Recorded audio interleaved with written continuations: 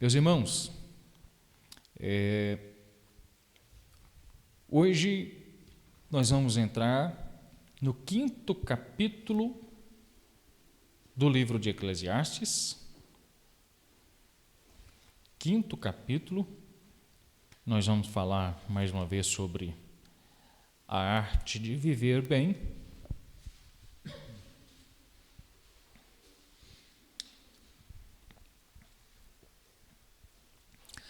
Eclesiastes capítulo 5, podemos ler?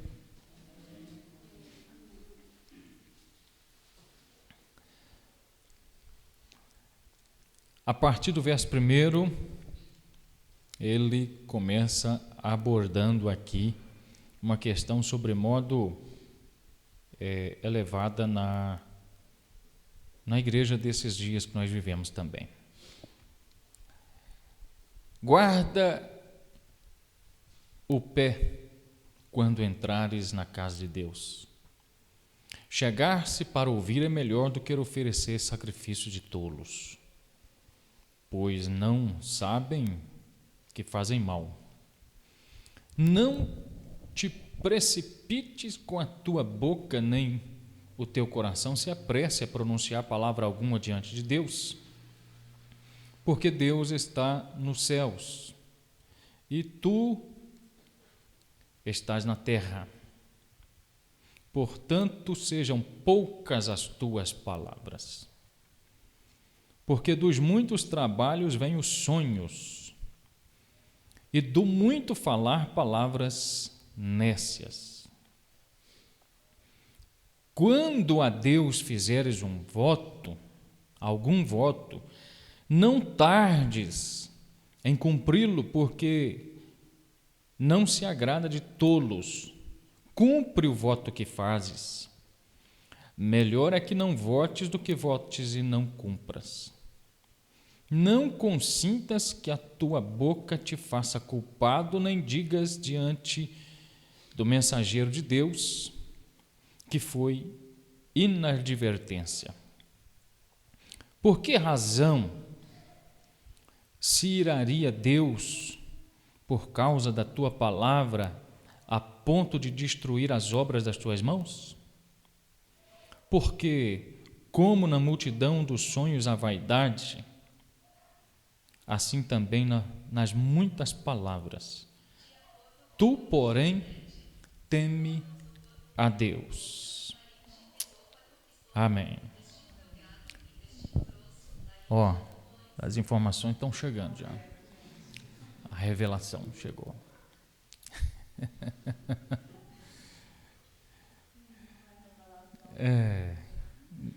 Só não é de Deus essa revelação. Meus irmãos, vamos orar ainda sentados. Vamos orar. Glória a Jesus. Senhor, obrigado.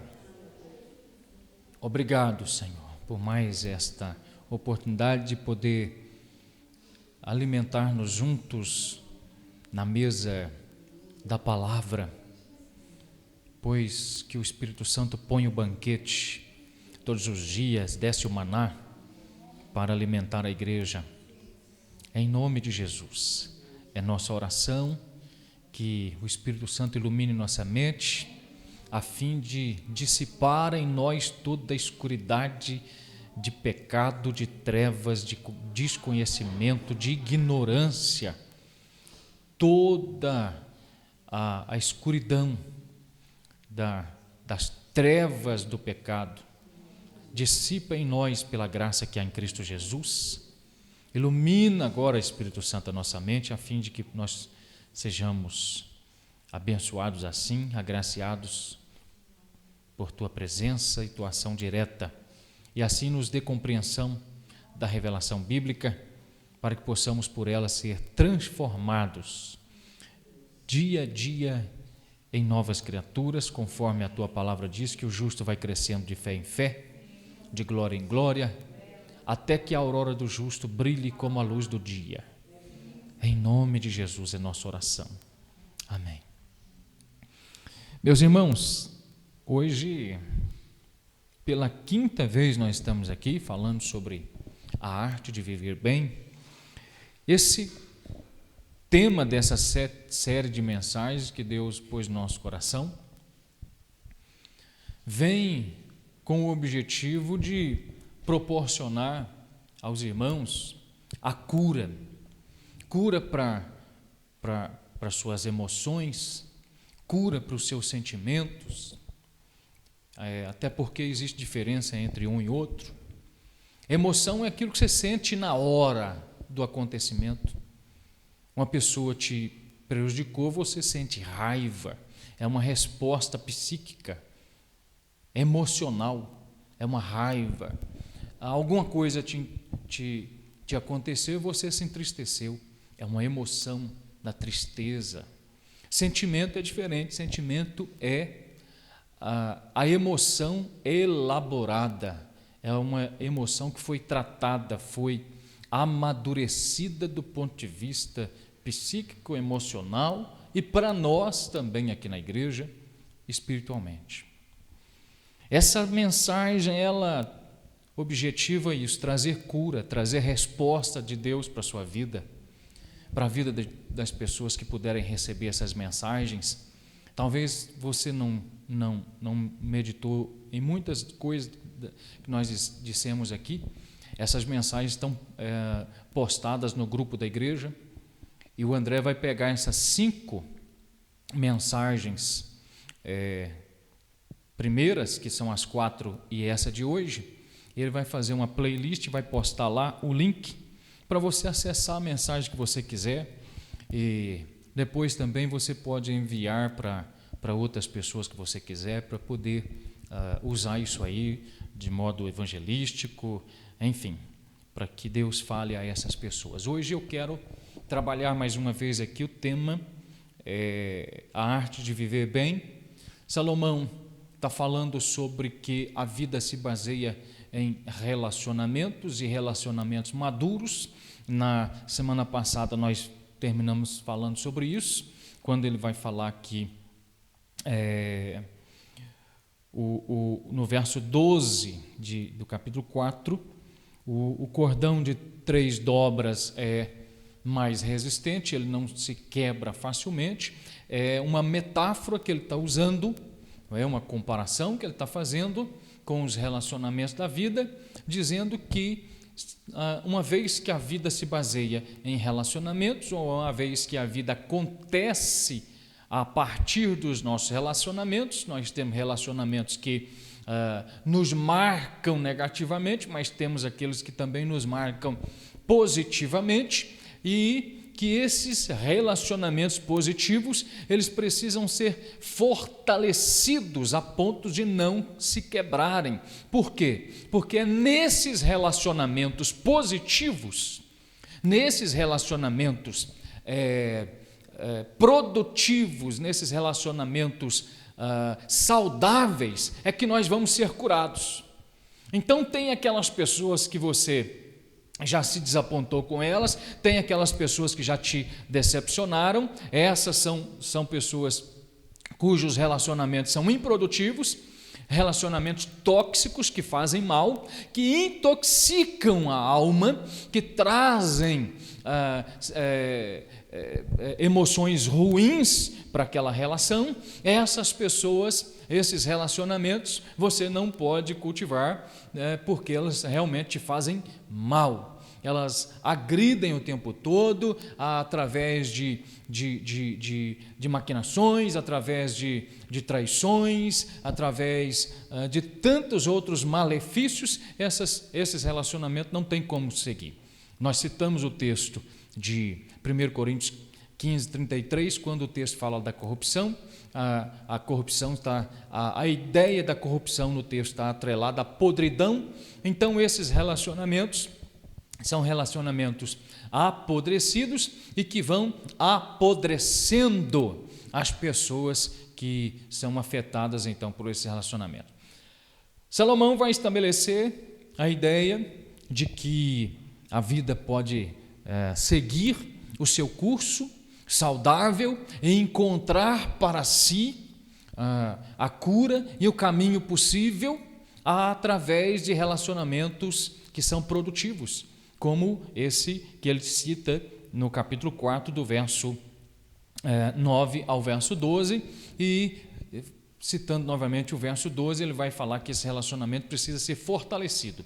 Quando ele usa aqui a metáfora do cordão de 3 dobras, ou seja, um tipo de corda que puxando, esticando, esforçando ela não vai arrebentar tão facilmente. Nós precisamos viver rodeados de pessoas assim, pessoas que de fato querem se relacionar conosco e nós com elas, a ponto de poder desfrutar da companhia dessas pessoas de um modo saudável. Desfrutar da companhia dessas pessoas de modo positivo. Pessoas que você pode ser você mesmo com ela. Pessoas que você pode falar o que você fala, a linguagem que você tem. Pessoas com as quais você pode ser você como você é, dentro de casa, sozinho no seu quarto, ou com o esposo, ou com a esposa, ou com os filhos dentro de casa, enfim. Aquele relacionamentozinho de celebridade não serve, irmãos. Esse relacionamento ele é improdutivo, ele é tóxico. Aquele relacionamento que você tem com alguém, quando aquela pessoa está para chegar na sua casa, aí você vai lá e faz aquela limpeza e dá aquela faxina que você nunca fez, e vai lá e faz aquele almoço, aquele jantar que você não faz geralmente para a sua família. Você quer mostrar uma coisa que você não é de fato, você quer mostrar uma pessoa que você não é, você quer mostrar um clima dentro de casa que não é o que existe todo dia, você quer mostrar uma aparência, um status que na verdade não é a sua verdade. Eu costumo dizer lá em casa assim, o bom de quando chega gente é poder fazer as coisas juntos, então eu nunca me preocupo. Tem que preparar o almoço, porque quando chegar tem que estar pronto aquele super banquete. Não, o bom é fazer coisa junto com quem você gosta, como nós fizemos outro dia. O pastor chegou com a sua esposa na nossa casa, e aí eu falei, deixa a esposa aí conversando com a Daiane, as mulheres aí batendo papo, e vamos ali comigo, ali nós vamos comprar carne, ali nós vamos comprar isso, vamos comprar aquilo, e vamos trazer para fazer junto, enfim. Por quê? Porque eu quero ser eu mesmo, eu não quero ter que ser outra pessoa quando essa pessoa chegar na minha casa. Esses relacionamentos, eles precisam ser reforçados, e eles precisam ser fortalecidos a ponto de não se quebrarem, porque é a partir desses relacionamentos que eu vou viver, é a partir desses relacionamentos que eu vou viver bem, é a partir desses relacionamentos que eu vou encontrar a cura para aqueles relacionamentos que me fizeram mal, aos quais eu tive que deixar. E agora Salomão, ele abre o capítulo 5 de Eclesiastes, tomando por base o relacionamento com vistas à relação com Deus. E ele vai tratar aqui, de modo particular, nesse trecho do capítulo 5 que nós lemos, uma coisa fantástica que nós vamos descobrir juntos aqui. Agora, que é tão importante na vida cristã. Ele vai falar, olha, guarda o teu pé quando entrares na casa de Deus, pois chegar-se para ouvir é melhor do que falar, oferecer sacrifício de tolos, pois isso faz mal. Olha só, o resultado de sacrifício de tolo é mal, é ruim.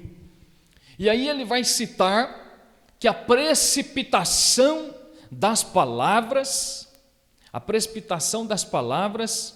podem trazer diversos malefícios nessa nossa relação com Deus. Chegar-se a Deus precipitadamente, oferecer a Deus um sacrifício de tolo, coisas estas que não estão à altura de serem cumpridas, não podem ser cumpridas, e mesmo que uma vez cumpridas, não irão produzir na vida cristã nenhum fruto que venha de fato alimentar a fé, que venha agregar conhecimento e grandeza à fé que há em Cristo. São votos mirabolantes, são coisas improdutivas, que mais tem a ver com crendices do que com a fé que há em Cristo Jesus, nosso Senhor. Em nenhum momento da Bíblia você vai ver no Novo Testamento Jesus fazendo voto ou ensinando seus discípulos a fazerem votos. Não, ele estabeleceu de modo claro, de modo bem firme, que a vida cristã é a vida da fé. Jesus não disse: aquele que votar e cumprir o seu voto será salvo. Não, ele disse: quem crer e for batizado será salvo. A vida cristã é pelo crer, e aquele que crê, aquele que compreendeu de fato a essência do Evangelho que há em Cristo Jesus, ou seja, a boa nova que Cristo nos deu, aquele que compreendeu tal coisa, essa pessoa, ela automaticamente, melhor ainda, ela naturalmente optará pelo batismo, porque o batismo não será para ela uma opção, batismo ou não batismo, não, ela vai compreender que o batismo é naturalmente uma decisão, uma escolha do novo converso, aquele que compreendeu a essência do Evangelho de Cristo, que é a boa nova, a boa notícia de quê? De que o seu pecado é suficientemente grave, é suficientemente grande, é suficientemente ofensivo contra Deus para te levar ao inferno, mas Cristo Jesus, na cruz do Calvário, te deu vitória pelo sangue do Cordeiro Santo lá derramado. Essa é a boa notícia, essa é a boa nova, que você estava caminhando a largos passos à condenação, mas que agora, em Cristo Jesus, é nova criatura, e aqueles que estão em Cristo Jesus, para os tais, não há mais condenação alguma. Foram libertos, estão libertos de tantos aspectos do pecado, entre eles o que Paulo vai citar em Gálatas capítulo 5, quando ele abre o capítulo 5 desse livro à igreja da Galácia, e ele vai dizer assim: olha, estáis pois firmes na liberdade com que Cristo vos libertou, e não torneis a colocar-vos debaixo do jugo da servidão. Sabe de que pecado, de que servidão que ele está falando? De que tipo de corrente de escravidão que ele está falando? Ele está falando da escravidão do legalismo da religião. Legalismo religioso, crendice, acho que é assim, penso que é assim, sinto que é assim. Não, não é assim que funciona a vida cristã. A vida cristã é, uma vez livre em Cristo Jesus, as algemas do pecado caíram. Agora, em Romanos 6,4, em novidade de vida, nós vamos apresentar a Deus, no texto de Romanos 6, o nosso corpo, todo o nosso corpo, a nossa vida, a nossa existência, como forma de culto a Deus. Em nenhum momento, Paulo está tratando a vida cristã, nem com os romanos, nem com a igreja da Galácia, nem com os cristãos em Corinto, nem com os cristãos em Creta e nenhum outro lugar. A Bíblia vai tratar a relação com Deus a partir de votos que se possa fazer. Bem, se assim fosse, que os votos tivessem tal poder de me fazer relacionar com Deus, então, uma vez que esses votos assim fossem, eles anulariam o sacrifício que Jesus operou na cruz do Calvário. Então seria desnecessário que Jesus fosse à cruz do Calvário. E, na verdade, quando Salomão está tratando isso aqui, quando o texto de Eclesiastes está dizendo isso aqui, ele não está dizendo para nós nos tornarmos ao Antigo Testamento para estabelecer votos e cumpri-los, e que esses votos constituam então a nossa relação com Deus. Não. O que o texto está falando aqui neste momento é algo sobremodo mais elevado do que basear a sua relação com Deus sobre votos. Diga comigo, o texto está falando sobre fidelidade. Fidelidade. É isso que Deus está falando aqui. De nada adianta fazer voto. Eu vou fazer um voto nesse frio, eu vou fazer um voto de não beber Coca-Cola. E valeu o quê? Eu vou fazer um voto de não usar maquiagem aí as mulheres nesse mês, vou ficar 30 dias sem maquiagem. Aí daí, o casamento está correndo risco. Isso valeu o quê? Quantas já disseram para mim, pastor, eu vou ficar sem lavar o cabelo por 30 dias. Eu pensei assim, esse marido vai arrumar problema, esse trem vai dar problema, esse negócio. De nada funciona.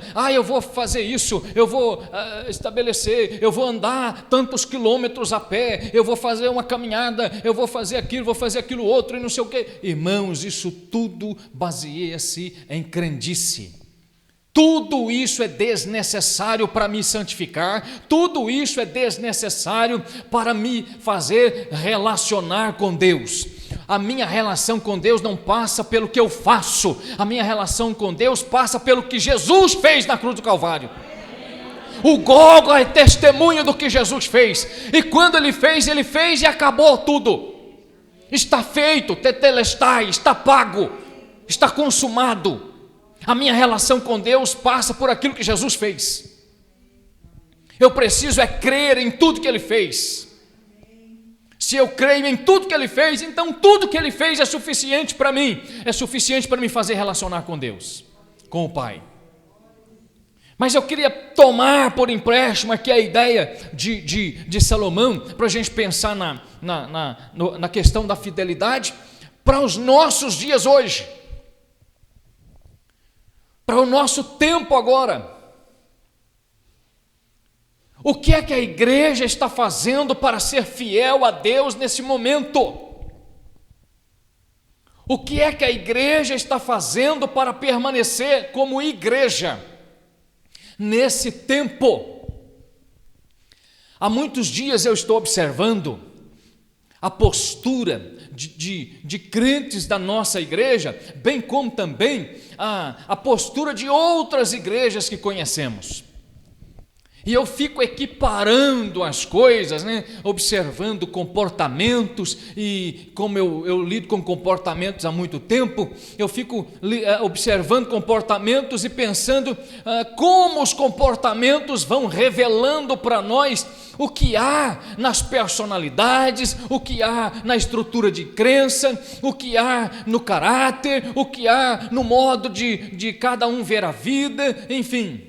Eu estava pensando como as posturas se diferenciam nesse momento em que a sociedade está passando por esse distanciamento social. Alguns estão realmente aí afetados mais que os outros, famílias já perderam seus entes queridos, alguns neste momento, tantos estão isolados em hospitais, a gente chorando, a gente preocupada, a gente desempregada, a gente sem perspectiva nenhuma, que perdeu o seu chão, perdeu tudo que tinha para seguir uma normalidade possível na vida. Mas aí, quais são as respostas que a gente fica vendo?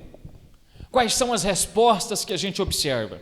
Eu estava, por exemplo, observando, eu quero começar com os atletas. A resposta dos atletas. Os times de futebol foram prejudicados, foram afetados também.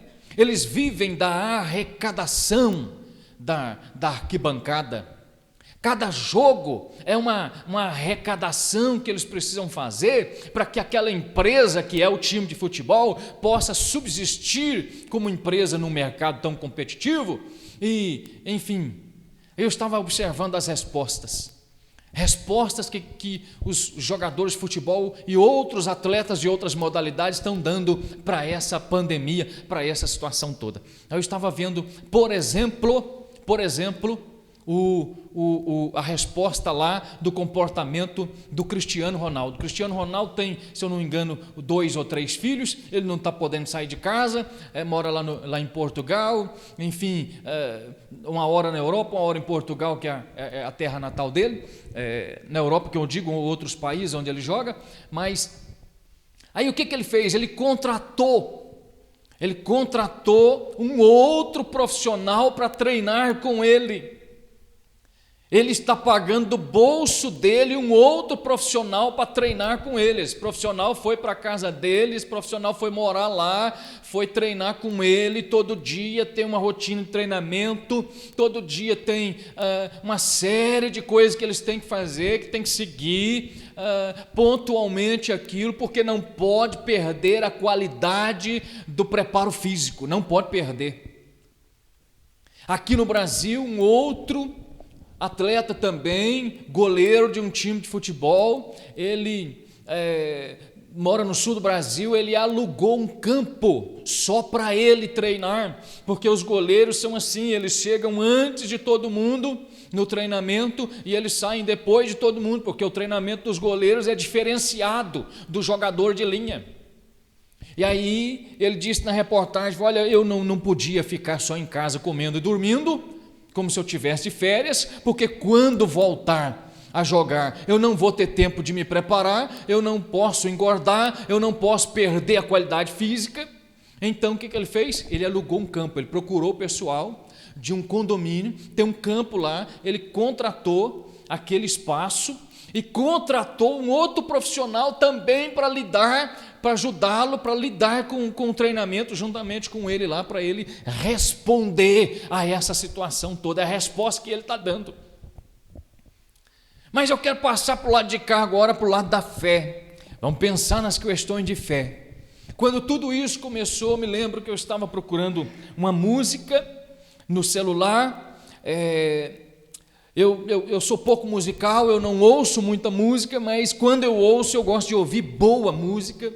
E eu me lembrei de uma canção que eu conheci há 25, 26 anos atrás, quando eu me converti, que é uma canção do Ronquinoli, que aqui era traduzido por Vejo o Senhor. E eu então baixei essa canção na hora, mandei para o maestro Márcio, e disse para ele assim, maestro, essa aqui, quanto tempo o senhor não ouve?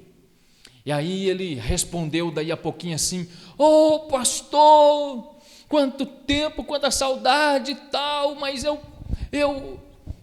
até perguntei, pastor, aqui rapidamente para a Raquel, se aquele dia que o senhor parou na porta aqui com a Daiane, se o som estava ligado na hora que o senhor passou, porque foi essa canção que eu separei, pastor, para eu poder estar me alimentando nesses dias de distanciamento social, que eu não posso sair de casa, a gente não pode reunir, então estou usando essa canção para me alimentar, e tal, e a gente conversou ali sobre isso, como ele estava respondendo a essa situação. Outros cristãos que eu conheço separaram livros para ler neste momento, estão aproveitando para ler livros, estão em casa, alguns desempregados, não podem sair, não têm trabalho, não podem estar circulando aí livremente para todo lado que quer, de qualquer maneira, eles estão aprendendo alguma coisa a mais, estão lendo, estão viajando na leitura, estão indo a lugares, conhecendo pessoas, tendo sensações com a leitura, tendo experiência com a leitura, agregando conhecimento a partir da leitura, lendo a Bíblia, aproveitando para conhecer mais da palavra de Deus. Estão crescendo dessa maneira, e essa é a resposta que eles estão dando a essa situação toda, e digo que nisso todos eles estão sendo fiéis àquilo que acreditam. O jogador lá da Europa está sendo fiel àquilo que ele acredita no poder do esporte, ele acredita no poder do seu preparo físico, ele está fazendo aquilo que é fiel à sua crença, ele está fazendo aquilo que é necessário, que deve fazer. O outro jogador que alugou o campo, que contratou o outro profissional para treinar com ele está respondendo de modo fiel àquilo que ele acredita que se ele estiver bem preparado, quando voltar ao campeonato, ele vai estar bem para trabalhar, ele vai se tornar um atleta notável no meio de outros, enfim, eles estão sendo fiéis àquilo que acreditam. Como o maestro deu esse parecer sobre a música que ele escolheu, ele está sendo fiel àquilo que ele acredita que tudo isso vai passar, ele acredita que tudo isso vai terminar uma hora, e que a igreja vai se reunir de novo, e que quando a igreja se reunir de novo, a sua regência deverá estar perfeita, a sua regência deve ser impecável, num culto de celebração, de adoração, que vai voltar a acontecer, porque Deus não vai deixar o culto acabar, irmãos, o culto é dele para ele. Eles estão sendo fiéis a isso tudo. Estão sendo fiéis a isso tudo. E aí eu te pergunto, qual tem sido a sua resposta a isso? Como você tem respondido? Fugindo do culto? Sumindo da igreja, aproveitando, né? Como a gente tem observado algumas coisas, tem gente que aproveitou para sumir do culto. Oh glória, agora eu não preciso mais sentir culpa, eu não preciso mais estar culpado, porque alguém proibiu a gente de ir no culto. Eu até queria ir, mas o pastor não pode mais reunir ninguém, a igreja não pode mais se reunir, enfim. Eu até faltava do culto de ceia, porque eu me sentia culpado, mas agora eu não posso mais ir por causa da pandemia, então não preciso mais sentir culpado, eu posso fazer o que eu quiser da minha própria vida, viver a minha própria revelia e fazer o que eu quiser da minha existência, e eu não preciso mais sentir culpa e nem prestar contas a ninguém. E é assim que muita gente está respondendo. Aí eu quero pensar com você, eu quero fazer uma comparação rápida aqui desse ponto de vista da fidelidade. Se nós, estou falando nós agora como igreja de modo geral, se nós respondermos assim a um simples distanciamento, eu estou falando simples porque a título aqui de localidade, a título de cidade, nós estamos muito bem em relação a muita gente de outros lugares. Se a título de distanciamento nós estamos fugindo dos deveres cristãos, nós estamos fugindo da ética da nossa fé, que dirá se houver de fato uma tribulação como a Bíblia fala? E aí eu não quero entrar aqui no mérito das correntes teológicas, porque elas se dividem. Há aqueles que são pré-tribulacionistas, para eles a igreja será arrebatada antes da tribulação. Também há os mid-tribulacionistas, e para eles a igreja será arrebatada durante, no meio, no decorrer da tribulação. Mas também há aqueles que são pós-tribulacionistas, e a igreja para eles será arrebatada depois da tribulação. Eu não quero entrar aqui no que eu creio, no que você crê, se você crê que vai ser antes, durante ou depois, enfim, o que eu estou tratando aqui é, se uma tribulação acontecer de fato, se uma grande perseguição se irromper de uma hora para outra contra a igreja brasileira, o que é que essa igreja vai fazer? O que é que você vai fazer se de repente o seu vizinho se declarar um odioso contra você porque você é crente? Se de repente o governo do seu município, do seu estado, do seu país declarar que o país, o governo, o estado está em guerra contra a igreja, como é que vai ser?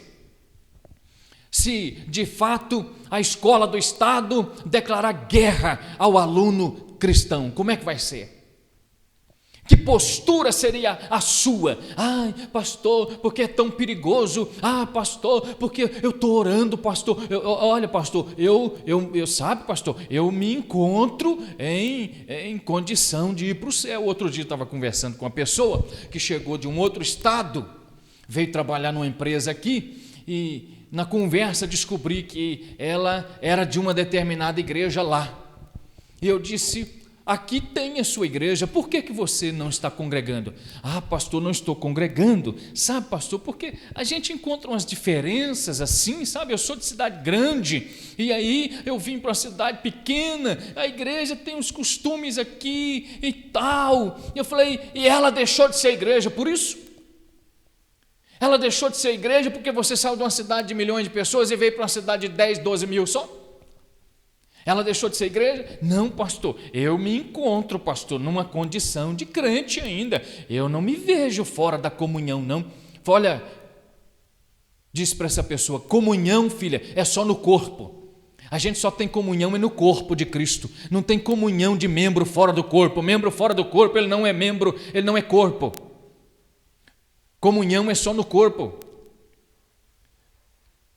Para com esse negócio de que, eu estou assistindo às lives.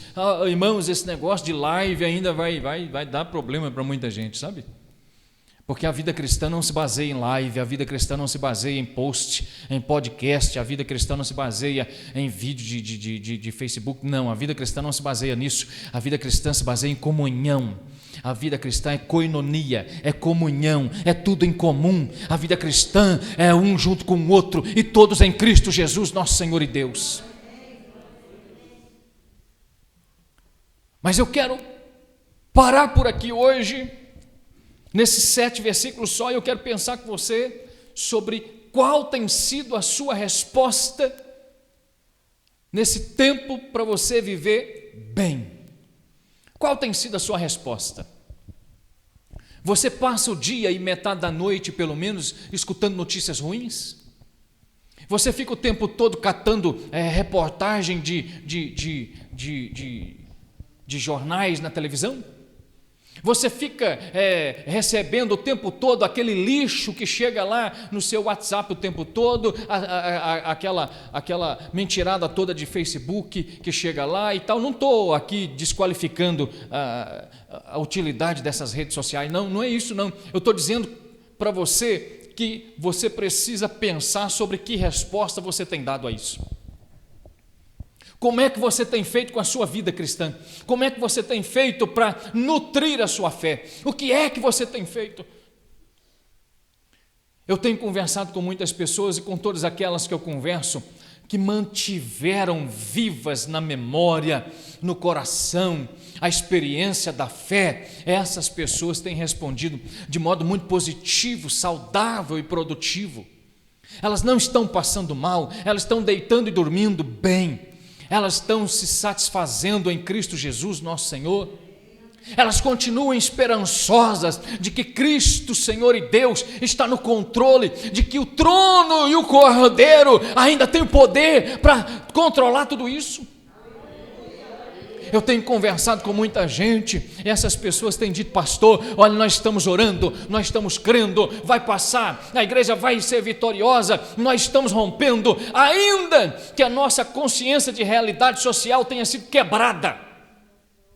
Porque foi esse modelo social que nós conhecíamos, ele de repente ele foi quebrado. Não há mais um modelo social como aquele que nós conhecíamos há 60 dias atrás.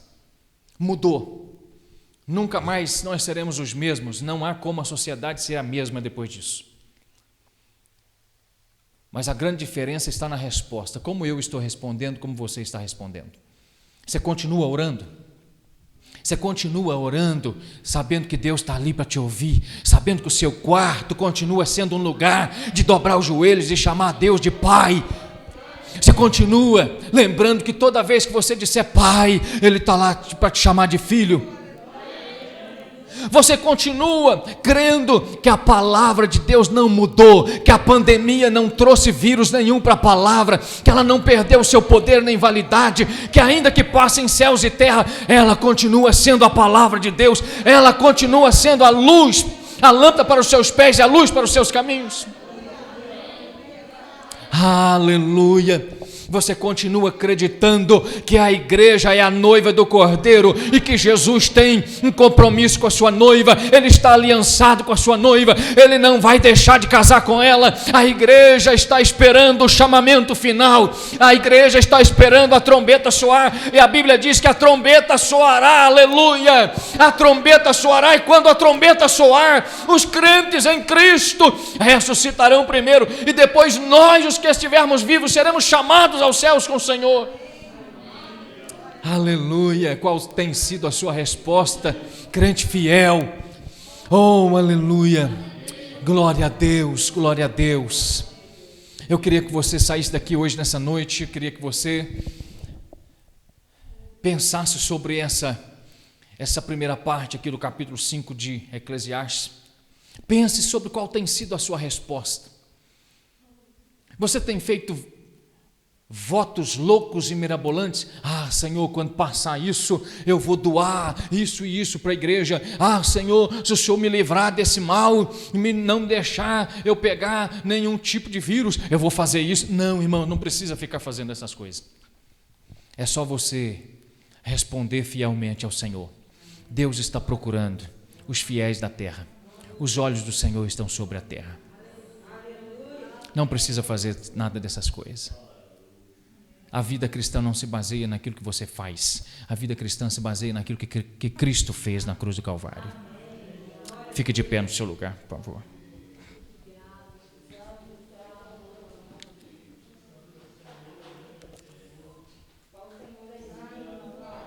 Aleluia. Você pode adorar a Deus? Que resposta você pode dar ao Senhor nesse momento? Aleluia. Que resposta você pode dar ao Senhor? Que resposta fiel, que resposta de fé você pode dar ao Senhor? Aleluia. Grande e poderoso é o Senhor. Você pode adorar o Senhor comigo? Como diz o Salmo 34, verso 3: engrandecei ao Senhor comigo e juntos a uma só voz engrandecemos o seu nome, louvemos o seu nome, porque Ele é digno, porque Ele é digno, porque Ele é digno, porque Ele é digno, porque o Senhor é digno. Aleluia, aleluia.